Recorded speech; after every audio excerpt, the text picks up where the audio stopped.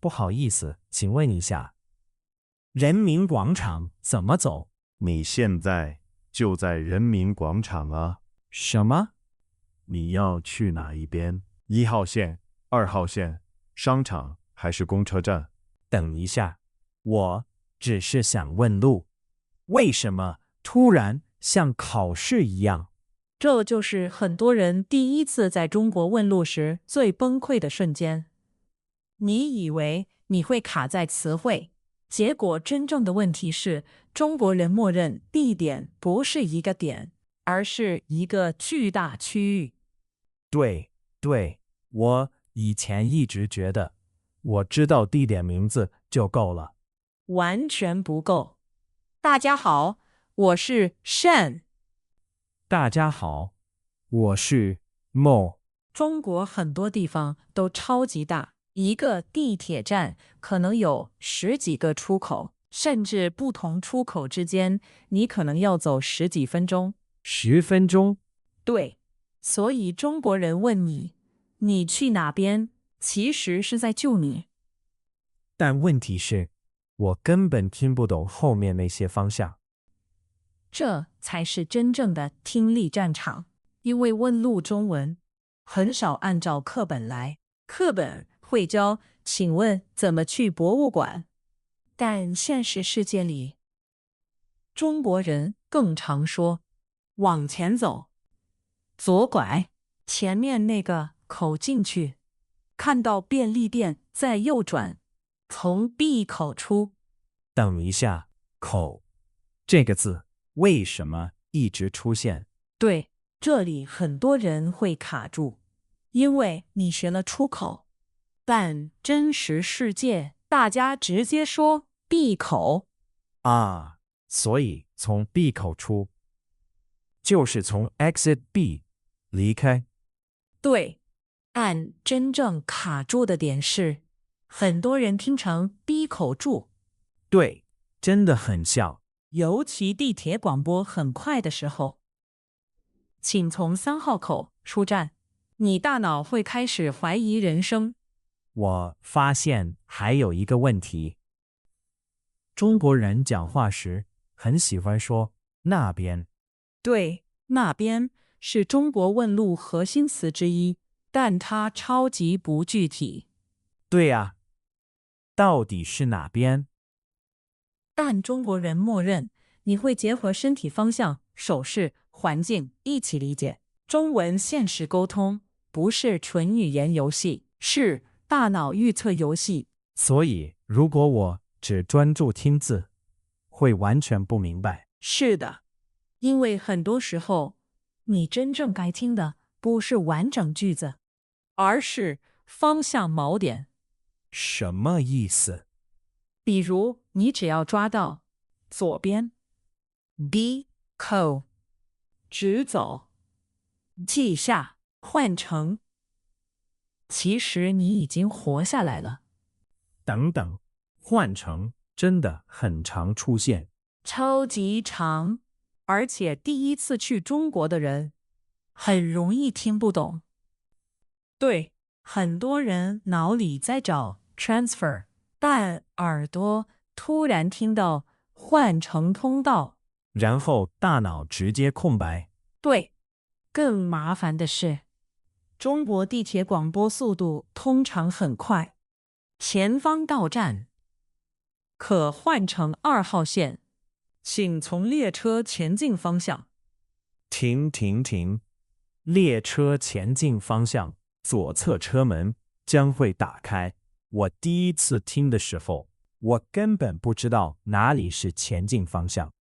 很多人都会这样，尤其人在紧张的时候，大脑处理中文速度会更慢。所以，真正重要的不是全部听懂，而是知道哪些信息最关键。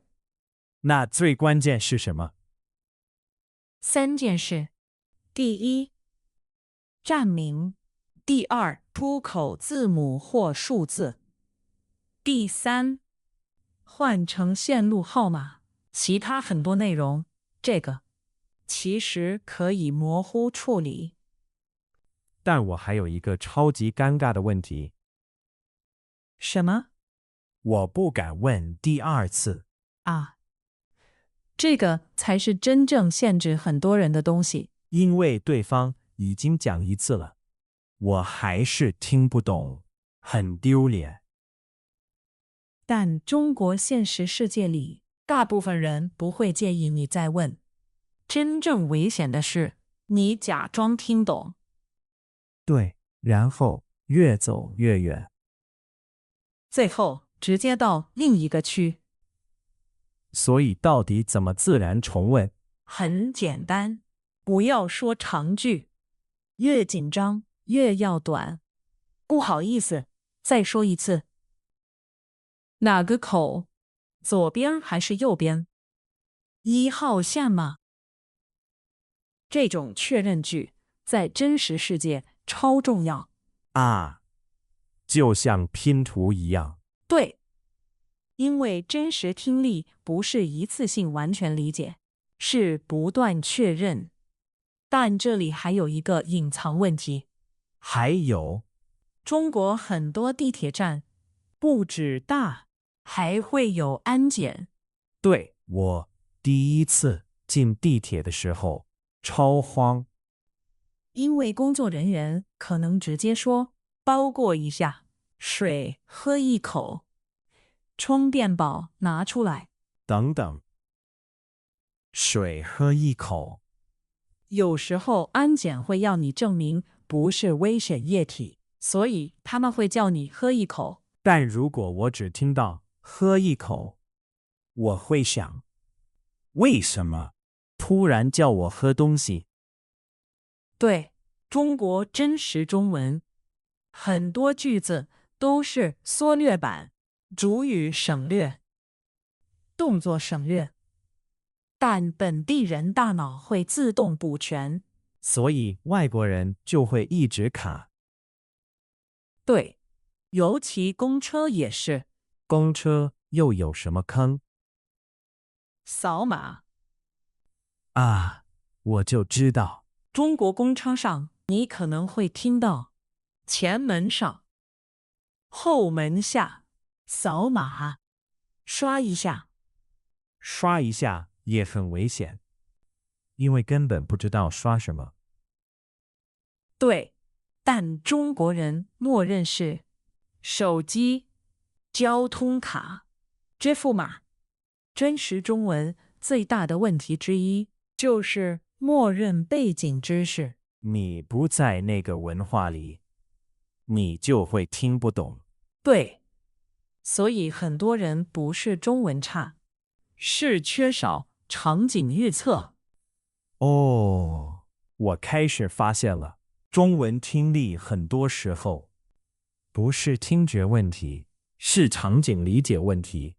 没错，你刚刚终于碰到核心了。如果你知道现在在地铁，那你大脑就应该预测出口、换乘、安检、刷码、方向。这样就算你没听到全部，你还是能活下来。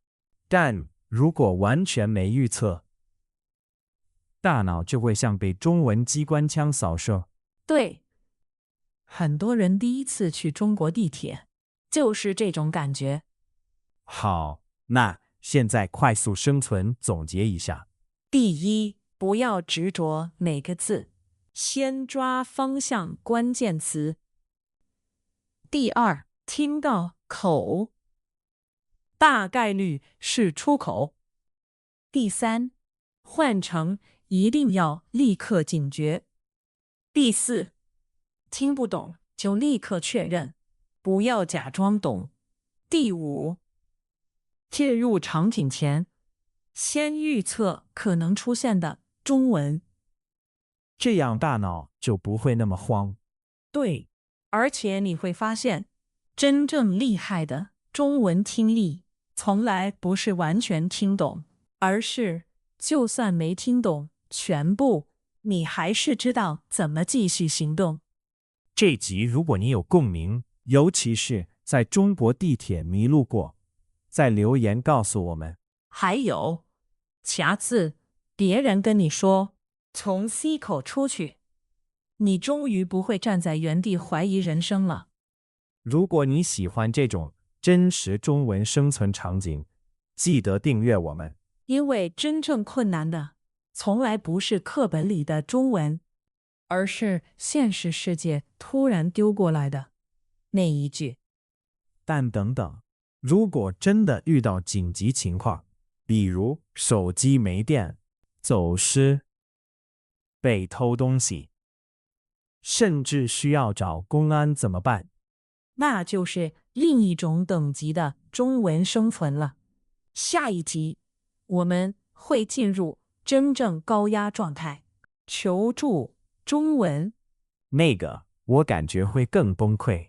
对，因为人在慌的时候，中文会瞬间全部消失。